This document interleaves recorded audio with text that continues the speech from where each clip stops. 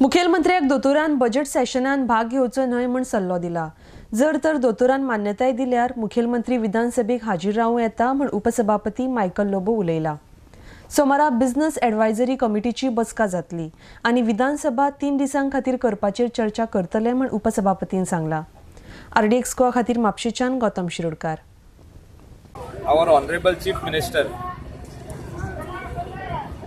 is unwell and is admitted in Lilavati Hospital, Mumbai. Looks like Honorable Chief Minister may be advised by doctors not to attend the session.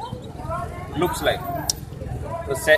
So tomorrow after the Governor's address, we are likely to call a business advisory committee meeting. That is Honorable Speaker.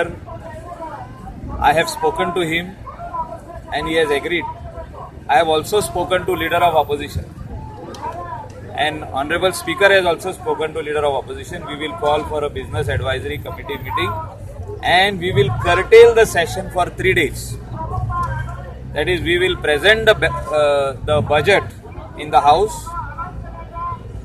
and discussion will be there and vote of account will be taken, and the budget session, whatever the cautions will be there, the private member resolutions, and all the other business of the House can be taken up in the next session, or we can adjourn the House for number of days. That will be decided tomorrow. But at the moment, I have advised the Honorable Speaker that the budget session be curtailed for 3 days. It is in the interest of the state of Goa, as Honorable Chief Minister has got around 23 portfolios with him, which he needs to answer. And if he is not in the House, and with this condition of his where he is unwell, it is not advised, and nobody, even the opposition, should cooperate at this juncture. As far as I know, that he is advised by the doctors not to attend the assembly session.